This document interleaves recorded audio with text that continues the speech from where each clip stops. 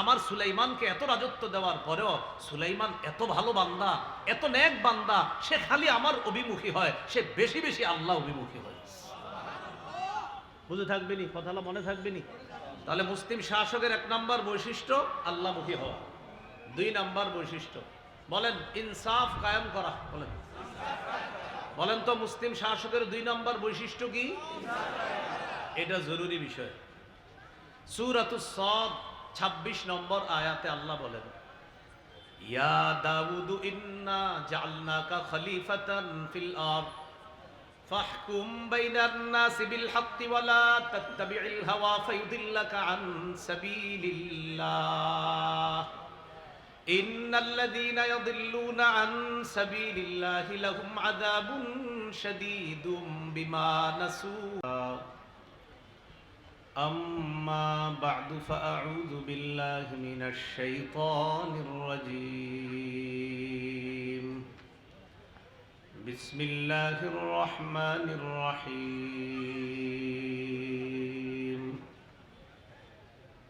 أذن للذين يقاتلون بأنهم ظلموا وإن الله على نصرهم لقدير. الذين أخرجوا من ديارهم بغير حق إلا أن يقولوا ربنا الله ولولا دفع الله الناس بعضهم ببعض لهدمت صوامع وبيع وصلوات ومساجد يذكر فيها اسم الله كثيرا ولينصرن الله من ينصره إن الله لقوي عزيز. الذين إن مكناهم في الأرض أقاموا الصلاة وآتوا الزكاة وأمروا بالمعروف ونهوا عن المنكر ولله عاقبة الأمور. اللهم صل على محمد وعلى آل محمد كما صليت على إبراهيم وعلى آل إبراهيم إنك حميد مجيد. اللهم بارك على محمد وعلى آل محمد كما باركت على إبراهيم وعلى آل إبراهيم إنك حميد مجيد. اللهم إني أعوذ بك من شر لساني ومن شر سمعي ومن شر بصري ومن شر مني. الكريم قراءة القرآن মাদ্রাসা 116 শাহআলীবাগ জনতা housing 3 নং gate সংলগ্ন মিরপুর 1 ঢাকা বাংলাদেশ মুজাহিদ committee Mirpur থানা ও এলাকাবাসীর উদ্যোগে 5ম বার্ষিক ওয়াজ মাহফিল ও হালকায়ে জিকিরের প্রধান অতিথি নায়েবে আমিরুল মুজাহিদিন শেখুল হাদিস আলহাজ হযরত মাওলানা মুফতি সৈয়দ মোহাম্মদ ফয়জুল করিম দামাত বরকাতুহুল আলিয়া শায়েখে চরমনাই বাদেশা আলোচনা করবেন। আলোচনা করেছেন মাওলানা মোহাম্মদ রেজাউল করিম সদর বাংলাদেশ মুজাহিদ কমিটি ঢাকা বিভাগ, মাওলানা মুফতি ফয়জুল্লাহ সদর বাংলাদেশ মুজাহিদ কমিটি ঢাকা মহানগর উত্তর। মাহফিলের সভাপতি আলহাজ মোহাম্মদ শাহাবুদ্দিন সাহেব, বিশিষ্ট শিল্পপতি ও সমাজসেবক শাহআলীবাগ মিরপুর 1 ঢাকা। আমন্ত্রিত হযরত উলামায়ে কেরাম, মুসলমান ভাইয়েরা,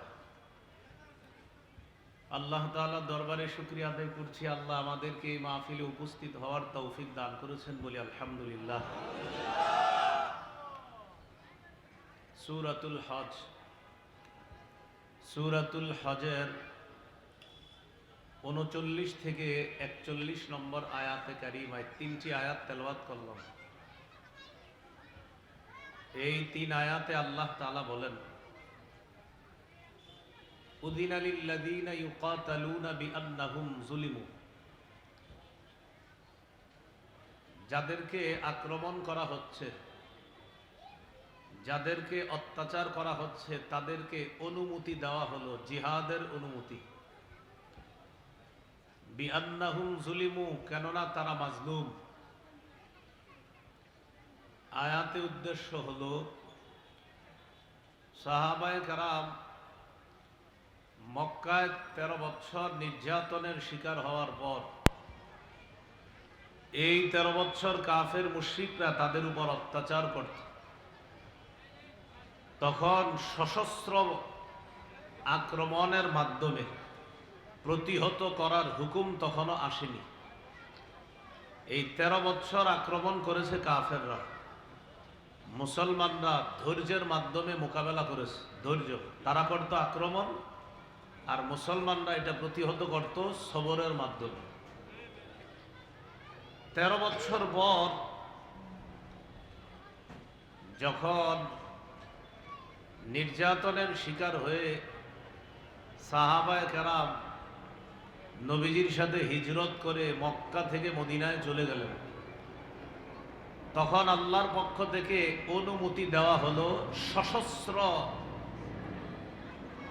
বিধান দেওয়া হলো যে সাহাবায়ে কেরাম অস্ত্রে শস্ত্রে সজ্জিত হয়ে আক্রমণের মাধ্যমে কাফেরদেরকে প্রতিহত করার অনুমতি দেওয়া হলো। তাহলে আগের 13 বছর সবর, এই 13 বছর পর কাফেরদের আক্রমণের বিপক্ষে পাল্টা সশস্ত্র আক্রমণের মাধ্যমে প্রতিহত করার অনুমতি দেওয়া হলো মুসলমানদেরকে।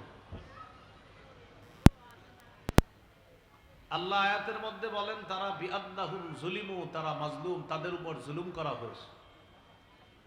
ওয়া ইন্নাল্লাহা আলা নাসরিহিম লাকাদির। আল্লাহ তাআলা বলেন, নিশ্চয়ই আল্লাহ তাদেরকে সাহায্য করতে সক্ষম। এখানে উদ্দেশ্য মুসলমানদের ছোট দলকেও আল্লাহ বৃহৎ কাফেরদের সশস্ত্র আক্রমণের বিপরীতে ছোট্ট বাহিনীকে আল্লাহ বিজয়ী করতে সক্ষম। তারা কারা? আল্লাহ পরিচয় দিচ্ছেন, আল্লাযীনা উখরিজু মিন দিয়ারিহিম বিগাইরি হক,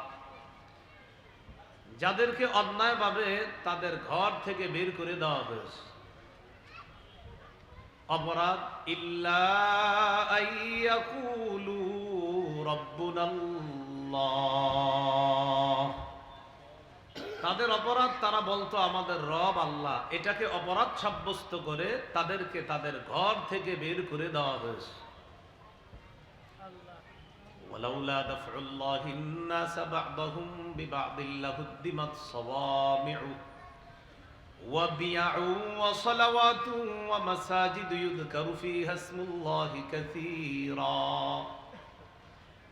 আল্লাহ তাআলা যদি একদল মানুষের মাধ্যমে আরেক দল মানুষকে প্রতিহত না করতেন, উদ্দেশ্য আল্লাহ যদি মুজাহিদের মাধ্যমে জালেমদেরকে প্রতিহত না করতেন, আল্লাহ তাআলা যদি মুজাহিদদের মাধ্যমে জালেমদেরকে প্রতিহত না করতেন, লাহুদ্দিমাত সাওয়ামি'ু, তাহলে খানকা সমূহ ধ্বংস করে দেওয়া হতো।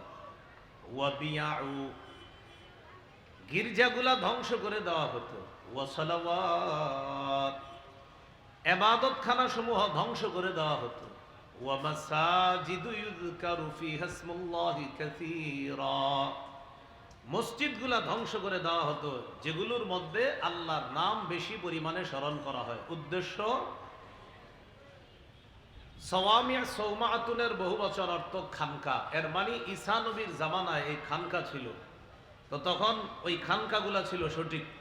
তো আল্লাহ বলেন ওই যুগে যদি আমি আল্লাহ ভালো মানুষ দিয়ে খারাপ মানুষগুলা প্রতিহত না করতাম তো ওই যুগের খানকাগুলা ধ্বংস করে দাও।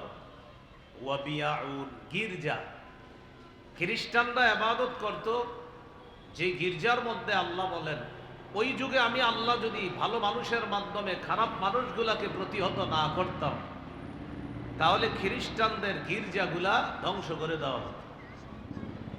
ওয়াসালাওয়াত, ইয়াহুদীদের ইবাদত খানাগুলাও ধ্বংস করে দেওয়া হতো।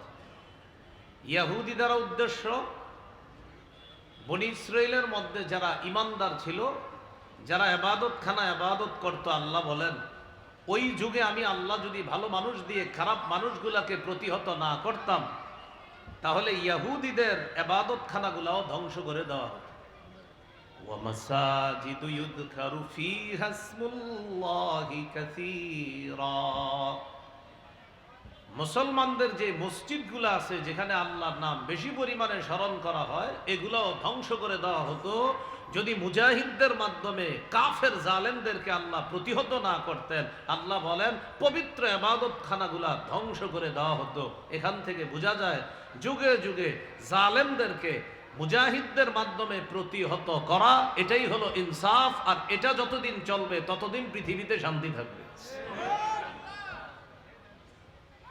এরপরে আল্লাহ বলেন ওয়ালায়ানসুরান্নাল্লাহু মাইয়ানসুরু, যে ব্যক্তি আল্লাহর দ্বীনকে সাহায্য করবে অবশ্যই অবশ্যই আল্লাহ তাআলা তাকে সাহায্য করবে।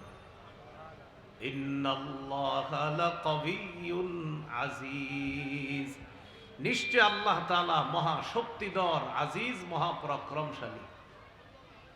এরপরে আল্লাহ কি বলে দেখেন, খুব মন দেন। ইসলামী রাষ্ট্রের যিনি শাসক হবেন তার মৌলিক কাজ হবে চারটা। বলি ইসলামী রাষ্ট্রের শাসকের, মুসলিম শাসকের মৌলিক কাজ কয়টা? সাহাবায়ে কেরাম চলে গেলেন হিজরত করে মদিনায়, আমাদের নবী হলেন মদিনার ইসলামী রাষ্ট্রের রাষ্ট্রনায়ক। সুবহানাল্লাহ। তো আল্লাহ বলেন আল্লাযীনা ইম্মাক্কান্নাহুম ফিল আরদি আকামুস সালাহ ওয়া আতাউয যাকাতা ওয়া আমারু বিল মা'রুফি ওয়া নাহাউ আনিল মুনকার। আল্লাহ বলেন যাদেরকে আমি পৃথিবীতে ক্ষমতা দান করি, রাষ্ট্র ক্ষমতায় যাদেরকে বসাই, বিশেষ করে ইসলামী রাষ্ট্রের রাষ্ট্র ক্ষমতায় আমি যাকে বসাই তাদের মৌলিক কাজ হলো চারটা। এক নাম্বার আকামুস সালাহ, তারা রাষ্ট্রীয়ভাবে নামাজ প্রতিষ্ঠিত করবে। দুই নাম্বার ওয়া আতাউয যাকাহ, তারা যাকাতের বিধান চালু করবে রাষ্ট্রীয়ভাবে। তিন নাম্বার ওয়া আমারু বিল মা'রুফ, তারা সৎ কাজের আদেশ করবে। চার নাম্বার ওয়া নাহাউ আনিল মুনকার, অসৎ কাজ থেকে নিষেধ করবে। বলেন তো ইসলামী রাষ্ট্রের রাষ্ট্রনায়কের মৌলিক কাজ কয়টা? নামাজ কায়েম করা, যাকাতের বিধান চালু করা, সৎ কাজের আদেশ করা, অসৎ কাজের নিষেধ করা। এখন আমরা গুরুত্বপূর্ণ একটা অংশ জানব। ইসলামী রাষ্ট্রের যিনি রাষ্ট্রনায়ক হবে, মুসলিম রাষ্ট্র শাসক, তার কিছু গুণ থাকতে হবে। এই জাতীয় কিছু গুণ আমরা এখন জানব। কাজ কয়টা? চারটা। এখন জানবো রাষ্ট্রনায়কের গুণ কি কি হবে। ইসলামী রাষ্ট্রের রাষ্ট্রনায়ক যিনি হবে তার এক নাম্বার গুণ হলো আল্লাহমুখী হওয়া, আখিরাতমুখী হওয়া, সমস্ত কাজের কৃতিত্ব আল্লাহকে দেওয়া, এটা এক নাম্বার গুণ। যেমন মন দিয়ে শোনেন, সুলাইমান নবীকে আল্লাহ এমন রাজত্ব দান করছেন, বাতাস পর্যন্ত সুলাইমান নবীর কথা শুনতো, তার হুকুমে বাতাস পর্যন্ত চলতো, সুলাইমান নবীর হুকুমে। যেমন সূরা আম্বিয়ার ৮১ নম্বর আয়াতে আল্লাহ বলেন ওয়ালি সুলাইমান আর-রিহা আসিফাতান তাজরি বিআমরিহি ইলাল আরদিল্লাতী বারাকনা ফিহা وكنا بكل شيء عالمين। আমি সুলাইমানের জন্য ঝড়ো হাওয়াকে বশীভূত করে দিলাম, তার অনুগামী করে দিলাম। সুলাইমানের জন্য ঝড়ো হাওয়াকে আমি তার অনুগামী করে দিলাম। বাতাসকে সুলাইমানের কথা অনুসরণের জন্য আমি আল্লাহ বাতাসকে হুকুম করলাম। এবার দেখেন কি বলে, তাজরি বিআমরিহি ইলাল আরদিল্লাতি বারাকনা ফিহা। তাজরি বাতাস প্রবাহিত হতো, বিআমরিহি সুলাইমান নবীর হুকুমে বাতাস প্রবাহিত হতো, ইলাল আরদিল্লাতি বারাকনা ফিহা ওই জমিনে প্রবাহিত হতো যেই জমিনের মধ্যে আমি আল্লাহ বরকত রেখে দিয়েছি। আর দ্বারা উদ্দেশ্য, সুলাইমান নবী সকালবেলা বাতাসকে হুকুম করতেন, সকালে 1 মাসের দূরত্বের রাস্তা ওই বাতাস সুলাইমান নবীকে পৌঁছায় দিত। কয় মাসের? মানে আমরা যেই জায়গায় যাইতে লাগবে 1 মাস, সুলাইমান নবী সকালেই ওই বাতাসকে হুকুম করতেন, 1 মাসের দূরত্বে বাতাস সুলাইমান নবীর সিংহাসন পৌঁছায় দিত। আবার বিকালবেলা 1 মাসের দূরত্বে পৌঁছায় দিত। এখন সুলাইমান নবী যেখানেই যাইতেন আবার তিনি ফিলিস্তিনে ফিরে আসতেন, কারণ সুলাইমান নবী ছিলেন ফিলিস্তিনের শাসক। বনি ইসরাইল ফিলিস্তিন শাসন করছে মোট 418 বছর। এর মধ্যে ইমানি শাসন হলো 80 বছর, বাকি 338 বছর হলো শিরিকের শাসন, জুলুমের শাসন। আবার বলছি, বনি ইসরাইল ফিলিস্তিন শাসন করছে মোট 418 বছর। এর মধ্যে ইমানি শাসন 80 বছর, শিরিকের শাসন, জুলুম নির্যাতনের শাসন হলো 338 বছর। মিলান 338 আর 80 কত হয়? 418। আরে কত? 338 আর 80 কত? 418। আমার কাছে এটাই মনে হইতেছে। কত? হ্যাঁ, 418। তো 338 বছর ছিল জুলুমের শাসন, শিরিকের শাসন। 80 বছর ছিল ইমানি শাসন। যেই 80 বছর ফিলিস্তিনে বনি ইসরাইলের ইমানি শাসন ছিল, এই 80 বছরের মধ্যে 40 বছর ছিল দাউদ নবীর শাসন, আর 40 বছর ছিল সুলাইমান নবীর শাসন। বাবা আর সন্তান 40 দুগুণে এই 80 বছর ইমানি শাসন। তো সুলাইমান আলী সালাতু ওয়াস সালাম শাসক ছিলেন, ফিলিস্তিনে বসে উনি শাসন ক্ষমতা পরিচালনা করতেন। তিনি যেখানে যাইতেন আবার বাতাসকে হুকুম করতেন, তাজরি বাতাস প্রবাহিত হতো, বিআমরিহি সুলাইমান নবীর আদেশে, ইলাল আরদিল্লাতি ওই জমিনে, আল্লাতি বারাকনা ফিহা যেই জমিনে আমি আল্লাহ বরকত রেখে দিয়েছি, অর্থাৎ ফিলিস্তিনে আমি আল্লাহ গোটা ফিলিস্তিনকে বরকতে পরিপূর্ণ করে দিয়েছি। উনি যেখানে যাইতেন আবার বরকতপূর্ণ রাষ্ট্র ফিলিস্তিনে ফিরে আসতেন। এখন আসি, মূল বিষয় আসি। বলেন তো, বাতাসের উপরও রাজত্ব চলতো কোন নবীর? এত বড় রাজত্ব আল্লাহ তাকে দান করেছেন। নাসাই হাদিসের একটা কিতাব, এই কিতাবের 692 নম্বর হাদিসের বর্ণনা। قال رسول الله صلى الله عليه وسلم لما فرغ سليمان بن داود من بناء بيت المقدس سأل الله ثلاثا। সুলাইমান নবী যখন বাইতুল মুকাদ্দাস পুনর্নির্মাণ করলেন, কাজ সমাপ্ত হওয়ার পর সুলাইমান নবী আল্লাহর কাছে 3টি বিষয় চাইলেন। কয়টি বিষয় বলতে হবে? 1 নাম্বার, হুকমান ইউসাদিফু হুকমা। আল্লাহর কাছে সুলাইমান নবী দোয়া করলেন, আল্লাহ আমি বিচার করলে যেন এমন বিচার হয় যে বিচারটা আপনার বিচারের মতো, অর্থাৎ আপনার বিচারে যেমন ভুল হয় না। আল্লাহ আমি বিচার করলেও যেন কোনো ভুল না হয়, আমি এই যোগ্যতাটা আপনার কাছে চাই। এটা 1 নাম্বার। 2 নাম্বার, ওয়া মুলকান লা ইয়ামবাগি লিআহাদিন মিন বা'দিহি। আল্লাহ আমি আপনার কাছে এমন রাজত্ব চাই যে রাজত্ব আমার পরে দুনিয়ার আর কাউকে আপনি দিবেন না। এই হলো 2টা চাওয়া। সুলাইমান নবী আল্লাহর কাছে এমন রাজত্ব চেয়েছেন যে রাজত্ব যেন সুলাইমান নবীর পরে আল্লাহ আর কাউকে না দেয়। 3 নাম্বার, ওয়া আন লা ইয়াতিয়া হাযাল মাসজিদা আহাদুন লা ইউরিদু ইল্লা সালাতা ফীহি খারাজা মিন যুনুবিহি কায়াউমিন ওয়ালাদাতহু উম্মুহু। আল্লাহ আমি যে বাইতুল মুকাদ্দাস পুনর্নির্মাণ করলাম, এই মসজিদে যেই ব্যক্তি নামাজের উদ্দেশ্যে আসবে, যেই ব্যক্তি এই ফিলিস্তিনের বাইতুল মুকাদ্দাস মসজিদে নামাজ পড়ার জন্য আসবে, আল্লাহ সে যখন এখানে নামাজ পড়ে বের হবে, সে যেন এমন ভাবে বের হয় যেন তার মা আজকে তাকে জন্ম দিলে যেমন তার কোনো গুনাহ নাই, এমন নিষ্পাপ হয়ে যেন বাইতুল মুকাদ্দাস মসজিদ থেকে সে বের হয়। এই তিনটা দোয়া করছে আমাদের নবী সাল্লাল্লাহু আলাইহি সাল্লাম। বলেন সুলাইমান নবীর প্রথম দুইটা দোয়া আল্লাহ তার জীবদ্দশায় কবুল করে ফেলছে, সুবহানাল্লাহ। এর মানে তিনি যখন বিচার করতেন তার বিচারে কোনো ভুল হইতো না, একদম নির্ভুল হইতো বিচার। আল্লাহর বিচারে যেমন কোনো ভুল নাই, সুলাইমান নবীকে আল্লাহ এমন যোগ্যতা দিয়ে দিয়েছেন, তিনি বিচার করলে তার বিচারটাও আল্লাহর বিচারের মতো আল্লাহ নির্ভুল করে দিতেন। দুই নাম্বার, সুলাইমান নবী আল্লাহর কাছে রাজত্ব চেয়েছেন। আল্লাহ তাআলা সুলাইমান নবীকে এমন রাজত্ব দান করেছেন যা পৃথিবীর আর কাউকে আল্লাহ দেন নাই। পিপিলিকা, বাতাস, জিন, ইনসান সবার উপর আল্লাহ এই নবীর রাজত্ব দান করছেন। কয়টা হলো? চাইছে কয়টা? হইল কয়টা? বাকি রইল কয়টা?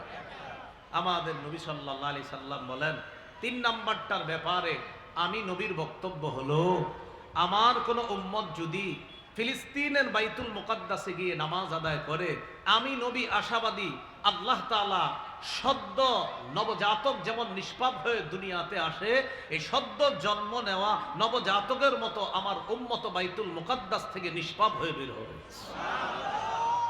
আল্লাহ আমাদের সকলকে নিরাপদে বাইতুল মুকাদ্দাস গিয়ে সালাত আদায় করার ব্যবস্থা করে দেবে।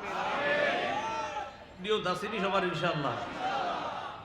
জিহাদের জন্য যাওয়া লাগলেও নিয়ত রাখতে হবে। আল্লাহ তৌফিক দান করে। মূল আলোচনায় চলে আসে। এত পরিমাণ রাজত্ব দিলেন সুলাইমান নবীকে, মনে আসেনি আমাদের আলোচনা চলছে শাসকের এক নাম্বার গুণ আল্লাহমুখী হওয়া। শাসকের এক নাম্বার গুণ কি হওয়া? আল্লাহ। সূরাতুন নামলের 15 থেকে 19 নম্বর আয়াতে আল্লাহ বলেন, ওয়ালাকাদ আতাইনা দাউদা ওয়া সুলাইমানা ইলমা। আমি দাউদকে এবং সুলাইমানকে ইলম দান করেছি। ওয়া ক্বালা আলহামদুলিল্লাহিল্লাযী ফাদ্দালানা আলা কাসীরিম মিন ইবাদিহিল মুমিনিন। দাউদ নবী, সুলাইমান নবী বলছে, আল্লাহ সমস্ত প্রশংসা আল্লাহ, যে আল্লাহ আমাদেরকে তার অনেক মুমিন বান্দাদের উপর শ্রেষ্ঠত্ব দান করেছেন। দাউদ নবী আর সুলাইমান নবী বললেন সমস্ত প্রশংসা আল্লাহর। বুঝে নিবেন, দাউদ নবীকে রাজত্ব দান করেছেন কে? বলেন। এলেম দান করেছেন কে? সুলাইমান নবীকে রাজত্ব এলেম দান করেছেন কে? কিন্তু এই দুজন সমস্ত কৃতিত্ব প্রশংসার মাধ্যমে কাকে দিতেছে? তাহলে শাসকের এক নাম্বার গুণ হলো তিনি সমস্ত কৃতিত্ব আল্লাহকে দেওয়া, আল্লাহমুখী হওয়া। এই যে দাউদ নবী আর সুলাইমান নবী বলতেছে সমস্ত প্রশংসা আল্লাহর, যে আল্লাহ আমাদের দুইজনকে অনেক মুমিন বান্দাদের উপর শ্রেষ্ঠত্ব দান করেছেন, এই জন্য সমস্ত প্রশংসা আল্লাহ।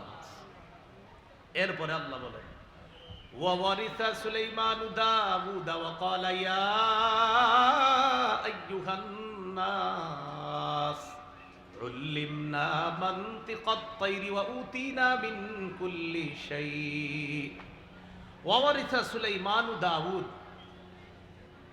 সুলাইমান নবী দাউদ নবীর উত্তরাধিকার হলেন। সুলাইমান নবী দাউদ নবীর উত্তরাধিকার হওয়ার পর সুলাইমান নবী বললেন, হে মানুষ, উল্লিমনা মানতিকাত তায়র, শোনো তোমরা, আমাকে পাখির ভাষা শিক্ষা দেওয়া হয়েছে আল্লাহর পক্ষ থেকে। পাখির ভাষা আমি নবী সুলাইমানকে শিক্ষা দেওয়া হয়েছে। ওয়া উতিনা মিন কুল্লি শাই, আমাকে সব জিনিসের নেয়ামত দান করা হয়েছে।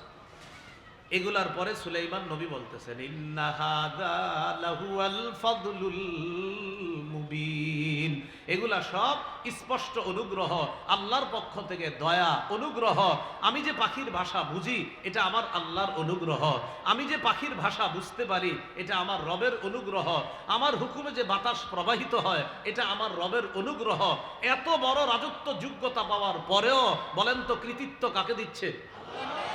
রাষ্ট্রনায়কের এক নাম্বার গুণ হবে তিনি সমস্ত বিষয়ে আল্লাহমুখী হবে, আখিরাতমুখী হবে, আল্লাহকে সব কৃতিত্ব দিবে। এটা এক নাম্বার।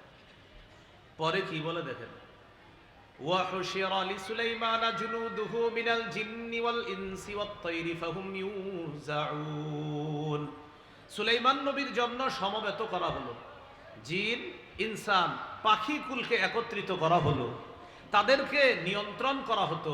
সুলাইমান নবী সবাইকে নিয়ন্ত্রণ করতেন, জিনদেরকে নিয়ন্ত্রণ করতেন, মানুষকে নিয়ন্ত্রণ করতেন, পাখিকে নিয়ন্ত্রণ করতেন। বলেন তো এই সবার উপর রাজত্বটা সুলাইমান নবীকে দিয়েছেন কে? আল্লাহ। রাজত্ব দেওয়ার পর সুলাইমান নবী কি বলে একটু পরে দেখেন। হাত্তা ইযা আতাউ আলা ওয়াদিন নামলি ক্বালাত নামলাতু ইয়া আইয়ুহান নামলু দুখুলু মাসাকিনাকুম। সুলাইমান নবী তার বাহিনী নিয়ে রওনা করলেন, যাইতে যাইতে পিপিলিকার এলাকায় গিয়ে বসলেন, পিঁপড়ার এলাকায়। ক্বালাত নামলাতু ইয়া আইয়ুহান নামলু দুখুলু মাসাকিনাকুম। পিঁপড়ার রানী পিঁপড়াদেরকে ডেকে বলল, ও পিপিলিকার সম্প্রদায়, উদখুলু মাসাকিনাকুম, তাড়াতাড়ি গর্তে ঢুকো। পিপিলিকার রানী পিঁপড়াদেরকে ডেকে বলল, ও পিঁপড়া সম্প্রদায়, তাড়াতাড়ি গর্তে প্রবেশ করো। লা ইয়াহতিমান্নাকুম সুলাইমান ওয়া জুনুদুহু ওয়া হুম লা ইয়াশউরুন। সুলাইমান এবং তার সৈন্যবাহিনী না জেনে তোমাদেরকে যেন পিষে না ফেলে তাড়াতাড়ি তোমরা গর্তে ঢুকো। সুলাইমান নবী তার যে বাহিনী নিয়ে আসতেছে, তোমাদের উপরে হাঁটলে তোমাদেরকে পিষে মেরে ফেলতে পারে। ও পিঁপড়া বাহিনী, তাড়াতাড়ি গর্তে ঢুকো, সুলাইমান নবী যেন তোমাদেরকে পারা না দেয়। আর উনি তো বুঝতে পারবে না, না জেনে হয়তো তোমাদেরকে পিষে ফেলতে পারে, এজন্য তোমরা গর্তের মধ্যে প্রবেশ করো। পিঁপড়ার রানী পিঁপড়ার দলকে এই কথা বলার পর সুলাইমান নবী পিঁপড়ার ভাষাটা বুঝে ফেলছে, সাথে সাথে বুঝে ফেলার পর ফাতাবাসসামা দাহিকাম মিন কাওলিহা, সুলাইমান নবী পিঁপড়ার ভাষা বুঝে স্ফীত একটা হাসি দিলেন। সুবহানাল্লাহ। ওয়া ক্বালা রাব্বি আউজি'নি আন আশকুরা নি'মাতাকা আল্লাতী আন'আমতা আলাইয়া ওয়া আলা ওয়ালিদাইয়া।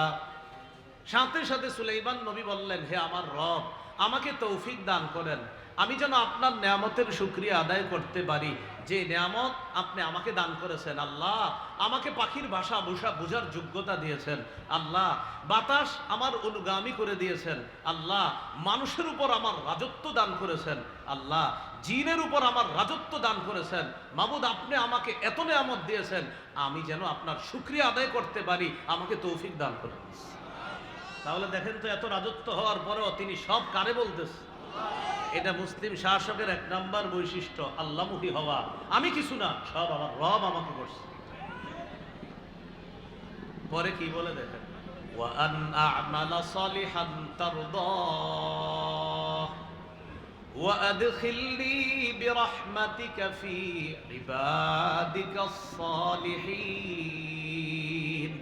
আল্লাহ, আমি যেন নেক কাজ করতে পারি, যে নেক কাজ আপনি পছন্দ করেন, আপনার পছন্দনীয় নেক কাজ যেন আমি করতে পারি, আর আমাকে আপনার অনুগ্রহে নেক বান্দাদের অন্তর্ভুক্ত করে নেন। মানুষের রাজত্ব, জিন জাতির রাজত্ব, পশু পাখির রাজত্ব, বাতাসের উপর রাজত্ব, সব রাজত্ব পাওয়ার পরেও সুলাইমান নবী বলতেছে, আল্লাহ, সব কৃতিত্ব আপনার, প্রশংসা আপনার, আপনি আমাকে নেয়ামত দান করেছেন। আল্লাহ, আমি যেন ভালো কাজ করতে পারি, আমি যেন সঠিকভাবে আপনার শুকরিয়া আদায় করতে পারি, আমাকে আপনি তৌফিক দান করেন। আল্লাহ, এত কিছু পাওয়ার পরেও আল্লাহ, আপনি আপন দয়ায় মেহেরবানিতে আপনার নেক বান্দাদের অন্তর্ভুক্ত আমি সুলাইমানকে আপনি করে নিয়ে নিয়েছি।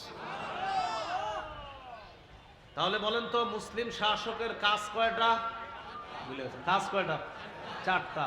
আর গুণ কয়টা? এক নাম্বার গেল আল্লাহমুখী হওয়া, এলো এক নাম্বার গুণ। তো সুলাইমান নবী আল্লাহর এত প্রশংসা করার পর আল্লাহ সুলাইমান নবীর প্রশংসা করে দিলেন। সুবহানাল্লাহ। কোন মুসলিম শাসক আল্লাহকে খুশি করে দিলে আল্লাহ তার প্রতি খুশি হয়ে যায়। সুলাইমান নবী শাসক হিসাবে খুশি করেছেন আল্লাহকে, আল্লাহ খুশি হয়ে সুলাইমান নবীর প্রশংসা করছেন সূরা সদের 30 নম্বর আয়াতে। বুঝে থাকলে বলেন তো, সুলাইমান নবী রাজত্ব পাওয়ার পর কাকে খুশি করছে? এবার আল্লাহ তাআলা সুলাইমান নবীর প্রতি খুশি হয়ে কি বলে দেখেন, সূরা সদ 30 নম্বর আয়াত। আল্লাহ বলে, ওয়া ওয়াহাবনা লিদাউদা সুলাইমান, আমি দাউদ নবীকে সুলাইমান নামে একজন সন্তান দান করেছি। এত ভালো সন্তান, নি'মাল আব। আল্লাহ বলেন, সুলাইমান কতই না উত্তম বান্দা। সুবহানাল্লাহ। আল্লাহ বলেন সুলাইমান কতই না উত্তম বান্দা, ইন্নাহু আওয়াব, সে বেশি বেশি খালি আল্লাহর দিকে ফিরে। আওয়াব মানে যে বেশি বেশি আল্লাহমুখী হয়। তো আল্লাহ বলেন আমার সুলাইমানকে এত রাজত্ব দেওয়ার পরেও সুলাইমান এত ভালো বান্দা, এত নেক বান্দা, সে খালি আমার অভিমুখী হয়, সে বেশি বেশি আল্লাহ অভিমুখী হয়। বুঝে থাকবেনি কথাটা, মনে থাকবেনি। তাহলে মুসলিম শাসকের 1 নম্বর বৈশিষ্ট্য আল্লাহমুখী হওয়া।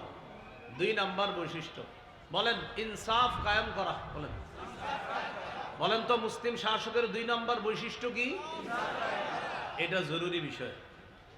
সূরাতুস সাদ 26 নম্বর আয়াতে আল্লাহ বলেন ইয়া দাউদু ইন্না জাআলনাকা খলিফাতান ফিল আরদ ফাহকুম বাইনান নাসি বিল হাক্কি ওয়া লা তাত্তাবি'ল হাওয়া ফায়ুদিল্লাকা আন সাবিলিল্লাহ ইন্নাল্লাযীনা ইয়াদিল্লুনা আন সাবিলিল্লাহি লাহুম আযাবুন শাদীদুম বিমা নাসু